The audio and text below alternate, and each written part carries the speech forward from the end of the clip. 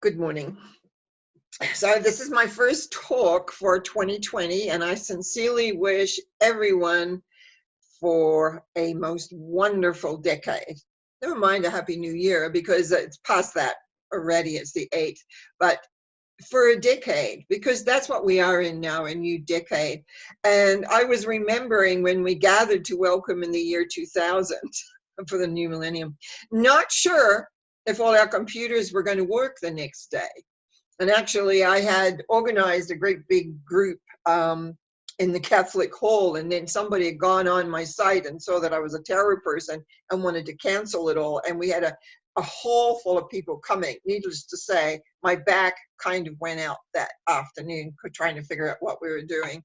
So we did get to carry on with the evening, except I was very, very tense, and I did bungle a few things, but we did have a hall full of people in White Rock, where I lived at the time, and it was a lot of celebration about it. But really, we were concerned because they kept saying they didn't know if the computers were going to work. And yet, of course, they did. They continued on. They had all sorts of things. People were buying different patches and all sorts of things to make sure that they did, but it didn't seem to be the big issue that was made out to be. And I was just thinking of how fast that has gone.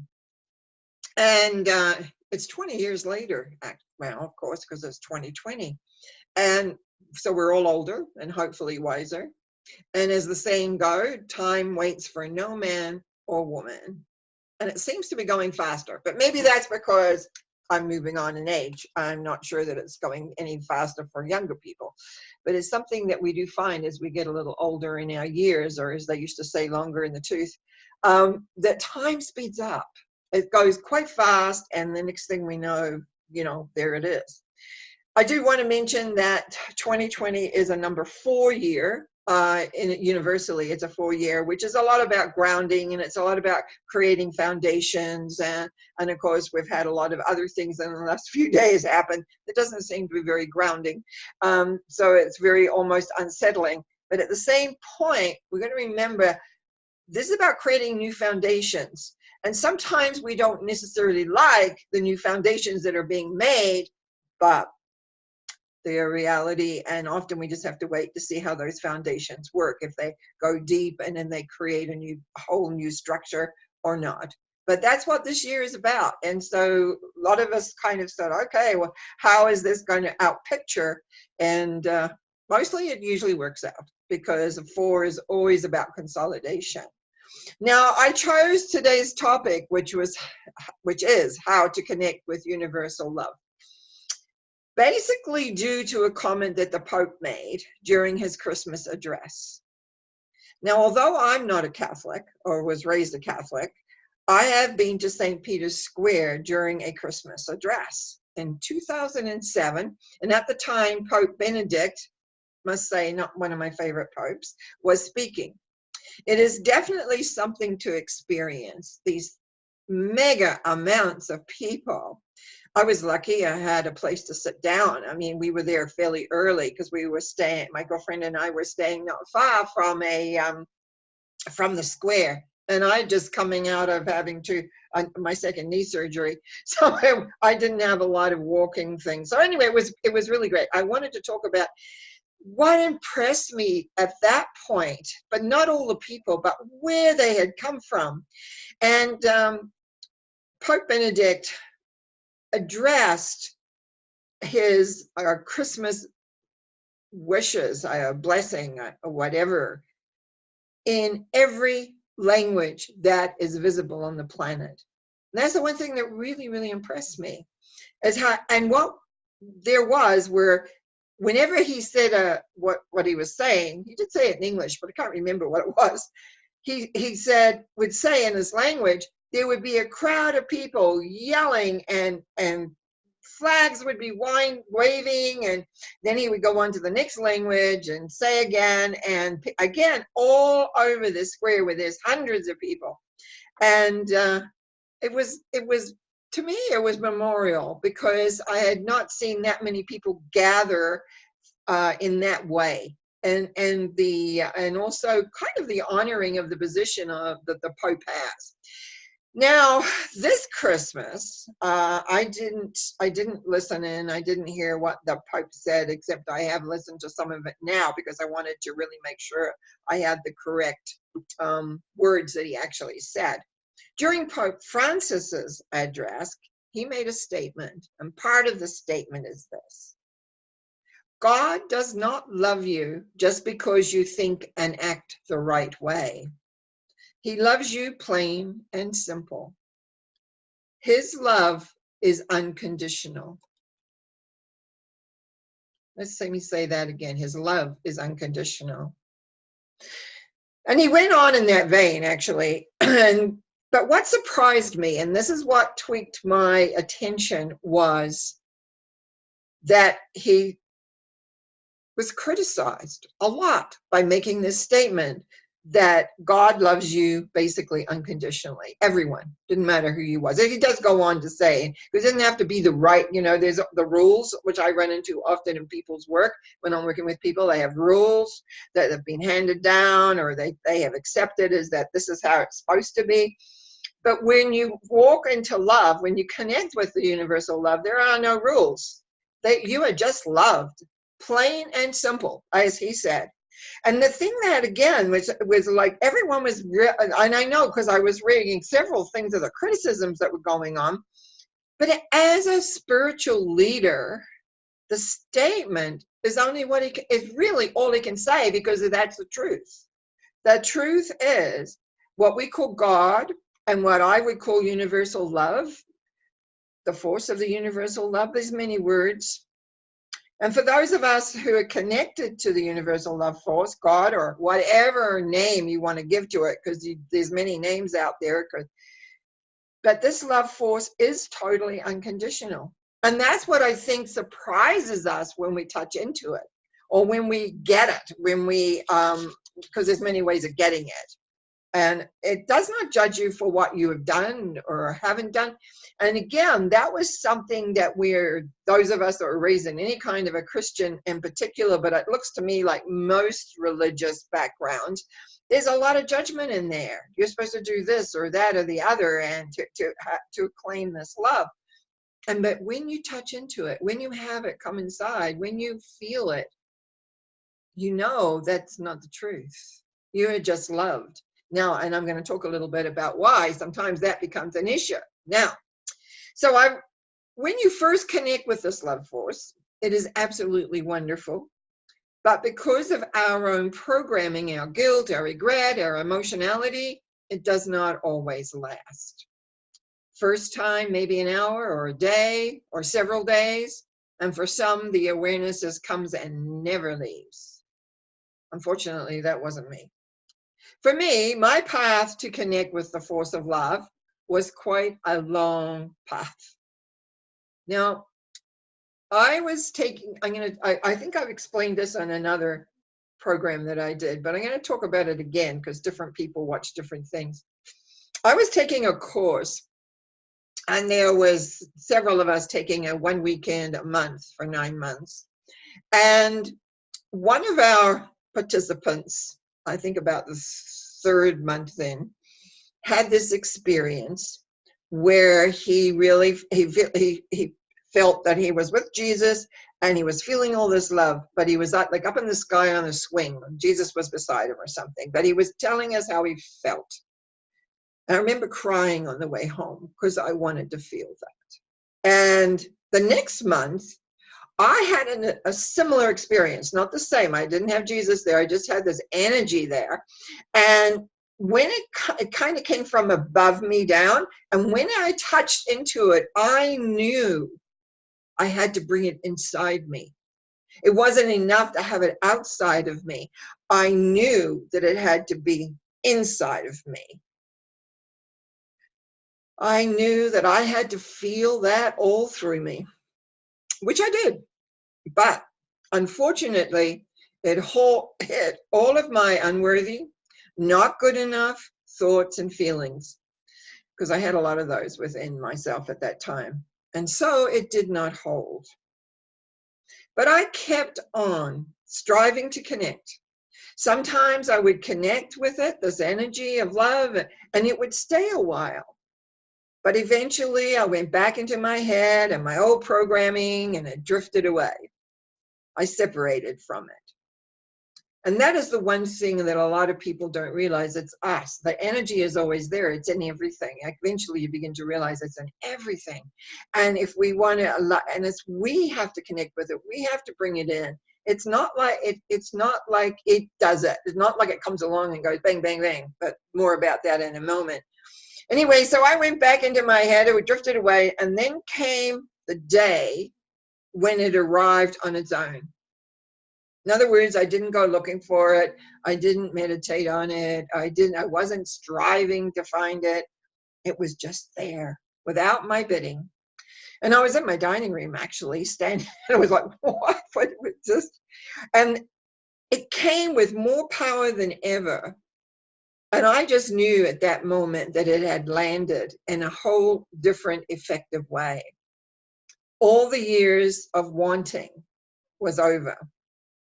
But again, for me being me and taking the long road, it did not totally hold every second of the day. But even though I knew deep within me I was loved beyond measure, that nothing I did was judged, that I was only loved and all I had to do was accept the unconditional love, I still did not totally embrace it. After many years of changes and striving, my life went through a big change, and slowly and surely, the love force within me was being felt regularly. Excuse me. I began releasing beliefs, feelings, thoughts, and other people's energy and replacing them with this universal love force.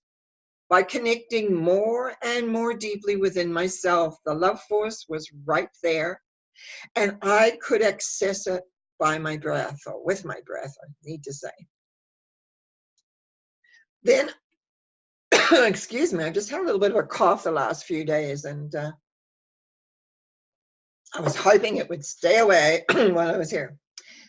Then, just to continue, then I began to utilize the connection to the love force in my work, but especially in my transformation work. And unfortunately, again, I found my clients were not holding onto the love energy and utilizing it effectively in their lives. When I decided to ensure that at least they felt it, because when I do a connection, what I do is I would go back and find that energy and bring it in and replace, as we let go whatever it was, the blocks we're letting go of, and we replace it with this love energy so that it would work really effectively. And at first I just left it at that. I kind of replaced everything, but then when people often come back first for the more, I realized they weren't really getting it. They weren't getting that this love was within them, that their programming was shifted and changed, and it really didn't make any kind of difference at all. They just needed to be that. So what I began to do was at the end, and was to create a visualization and for people to help cement the feeling of the universal love.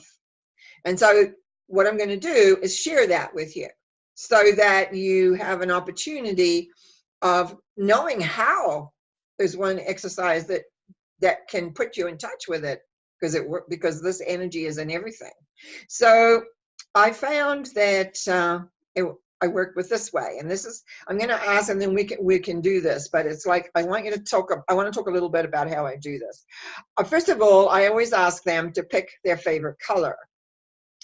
Now, any color will do. And I have to tell you, I have even worked with a person picking black, much to my surprise at the time, but the same thing it worked and applied. So the color really is not that important. Except I always say favorite color, because then the person feels more comfortable because they like that color. Excuse me, this is. Now I want you to imagine the color around yourself and begin to feel it. And I ask them to give me 3 words to describe it. Often it can be described as warm, light, silky, or even cool, safe, secure. The word, whatever the words are. we kind of like, we want them to be more on what we would call the positive side of words, but it's still, I'm looking just so that they're getting used to feeling in the color. And then I ask, does it feel comfortable? Now, sometimes how people answer, because I know that, oh, this is not comfortable. So I have them look around for another color to add to the color they have. Now, this is really important. You do not replace the color. In other words, you don't start at step one again. What you do is whatever the color is, you add it and you integrate it. Now, sometimes when people first come to me, we sometimes have to go through 3, maybe 4 colors to get it to where it is comfortable. And it's like, then I ask them some questions. So what I'm going to do now is just ask you if you want to play along with this, because it's a really nice little meditation you can do anytime. I just want you to pick a color, and I just want you to just breathe, and I just want you to think in your mind's eye that color around, and how does it feel? And just get a sense of the feeling of it. What does it feel? How does it feel to you? I'm not going to ask you for 3 words, because that's for you to kind of figure out to get the feel of it. And then I'm going to ask you this. As you breathe into the color, is it comfortable? If it's not comfortable, to stop the video and work at integrating another color until it is comfortable. The key is, first of all, to have it comfortable. Then you ask, and what I ask is as you breathe even deeper into the color, do you sense that it is accepting of you? And this is very important again. Does it feel like it accepts you, like just you, however you are? Again, if the answer is yes, we breathe, and then I ask them again to bring in deeper. We know that you're comfortable and it's accepting. And then as they breathe in deeper with the color, you just ask yourself and to feel, is there love there?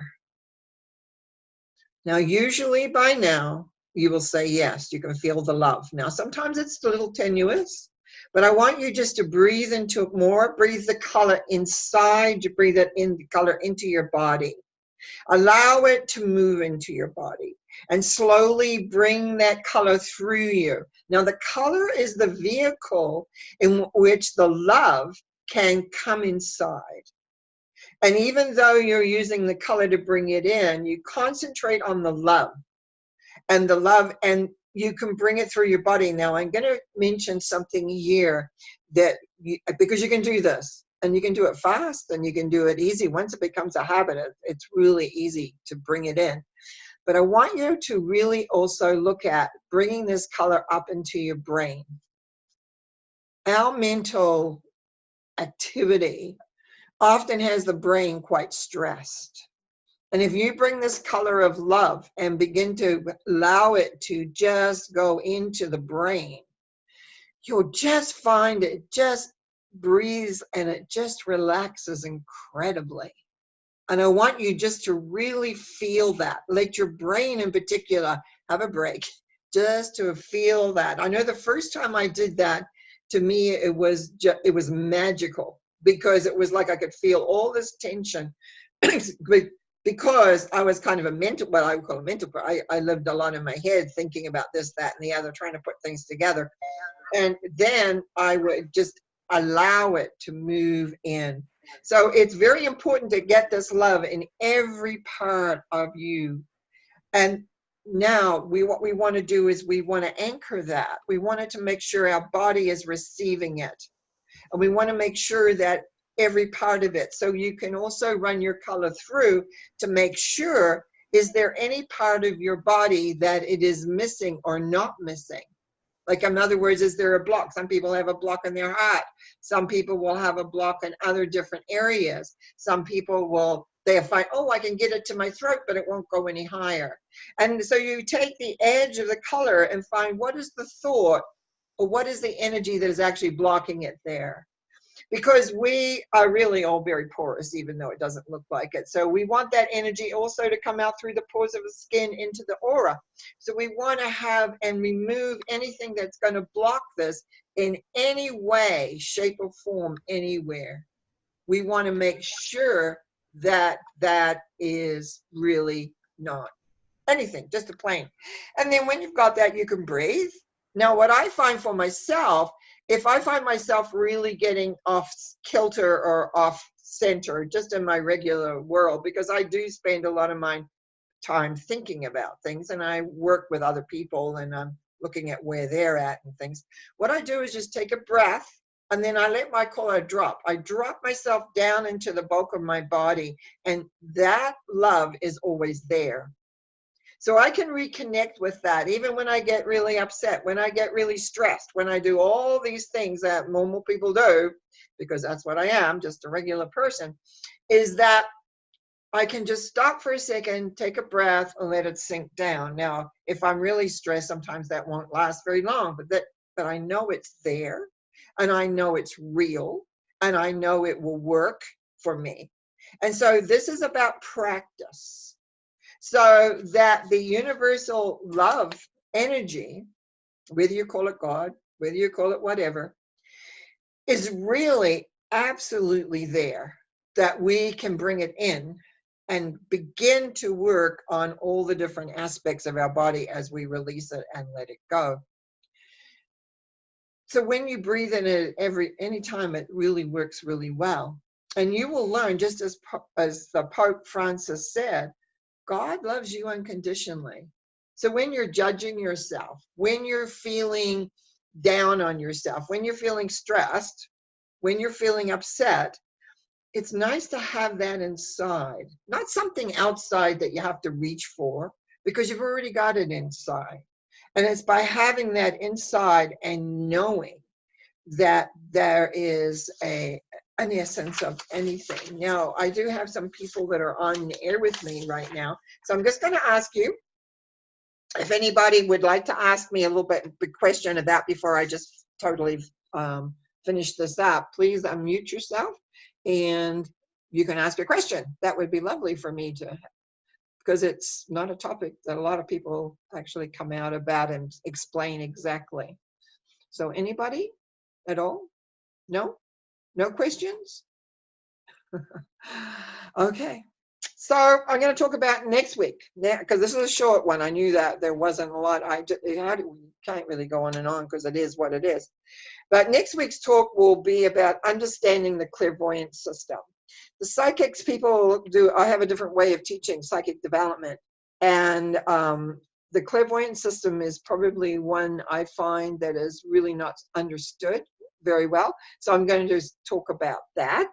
And remember, if you do enjoy these talks, please subscribe, and you can email me with questions and or topics you would like to hear about at norma.cowie@gmail.com or through my website at normacowie.com. I want to thank you for listening today and see you next week. 10 a.m. Wednesday is when I'm on air, and then a lot of people know, I then put it up on YouTube. Thank you.